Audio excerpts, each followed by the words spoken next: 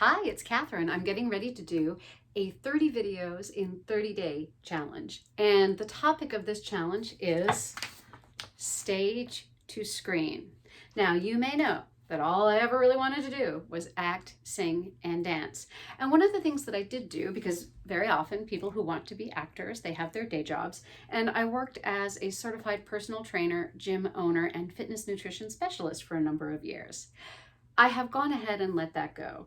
Certainly, Gordon Studio closed a few years ago, and I stopped teaching live classes last year, but now pretty much everything has moved from stage, from live to screen. My husband is a teacher, and he's teaching his classes on Zoom. Very soon, they're going back for some classes live, and we've been doing very well in our county, people staying healthy, not a lot of COVID cases, so we're hoping they can go back. But in the meantime, so many of us are dealing with the necessity to do more of our work on screen. We're working from home, we're doing Zoom, we're on YouTube, we're on Skype, we're on camera. And I was thinking that these 30 days, I might be able to use them to help some people like me, whether you're an actor and you're moving from stage to screen, or whether you're just a regular person who now has to put their lives on camera and go on with it. But the first thing I want to talk about today is this concept of confidence on camera. One of the reasons that I was more confident pursuing a stage career instead of a film or television career is because of the magic of the stage. The stage is forgiving. You've got lights, you've got makeup, you've got costumes, and then you've got a certain amount of distance between you and the audience, which creates space for the illusion. If the camera isn't right in your face and you're playing, and I've had the opportunity to play a couple of beautiful girls, I like to say, I'm not a beautiful young girl, but I've played them on stage. And you have the confidence to do that for a couple of different reasons. Number one, somebody has cast you. A director has hired you and has said, yes, Catherine, I want you to play Shelby or play Madge or play Nanette or any one of these characters that one of the primary things about their character when you open the script is supposed to be a beautiful girl. And I said, yes, because somebody else said, here's the part, go do it, go to it. And I said, well, if you think I look good enough, I guess I do. But now, as we're moving into, well, I've gone back and I've registered at Backstage.com and I've set up my profile and I'm going to submit for some auditions. Now you have to have what they call a reel. So you have to have things to send in. Everything that I do have is a number of years old. I have a couple of music videos that actually I can find on YouTube. I have something that I did for PBS a couple of years ago. But most of the videotape that I have is just simply tapes of me doing shows on stage, and some of them are older. So if I do want to submit myself for acting work, even if it's going to be shot here at home, and a lot of it is right now, I'm still going to have some kind of reel so I can show what I can do now, not what I could do, 5, 10, 15 years ago. That's not going to work. It needs to be contemporary. So my challenge is going to be called the Stage to Screen Challenge. One of the things that I'm going to be working on is a couple of different pieces from Shakespeare, a couple of other pieces that are in the public domain. One of the challenges that we have as performers, whether you're a singer or a dancer or an actor, is especially if you're putting something up on YouTube or even on Vimeo, if you're using copyrighted material, that can be a problem.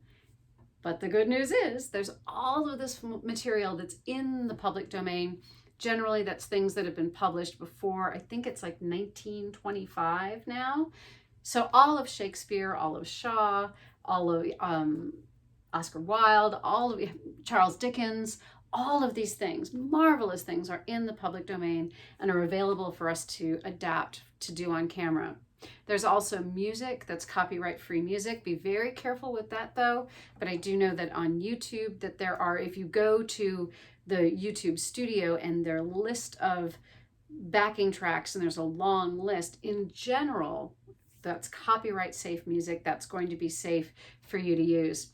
Heaven forbid if that changes, you could always remove it or delete it, but don't just grab a song off the radio because it's going to get dinged and you might not be able to put it up, and then all of that work would be wasted. So going to be sharing the treasures of the public domain. And most of all, ways of creating confidence for moving from stage to screen. I'll give you a couple of examples. The way I do my makeup. I mean, if I'm on stage, I might be wearing false eyelashes.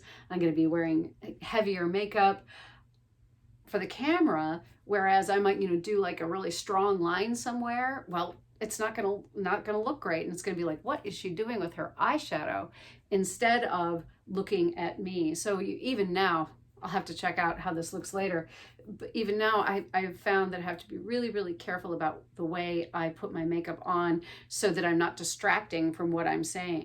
I really think the bottom line is about getting to the point where you have the confidence on camera, especially if you're going to send a reel out for an audition or you're going to do an audition, that you have enough confidence that you can stop worrying. I can stop worrying so much about the way I look and be more concerned with what I'm saying and what I'm doing. So I'm really looking forward to this challenge. I'm doing this challenge on Facebook with Lou Bortone. But one of the things I do know about is concepts like memorization, having your script, getting ready to go, getting ready to shoot. And I think that that's one of the things that I can be helpful with. One of the challenges for somebody who has a lot of experience on stage is we have this tendency, or at least I do, to think that we can wing it. I think that just because I've got all of this experience, I think, oh, I'm going to turn that camera on and away I will go. And very often, you still need rehearsal. You still need practice, because the big difference for an actor like me is when I'm on stage, I've got somebody else's words. I've got a director. I have to practice those words. I get to rehearse and get ready to go. Whereas when I'm doing something this video challenge, this is where I have to use a little bit more discipline to say, all right, I may have to script my work, get it prepared, and get it up there. Not necessarily on this video. It's just an introduction video saying hello, saying going to do this 30 videos in 30 days challenge, and hoping to learn from the other people in the challenge, and maybe some of them can learn something from me. All right, let's have fun, get out there, and do more good things.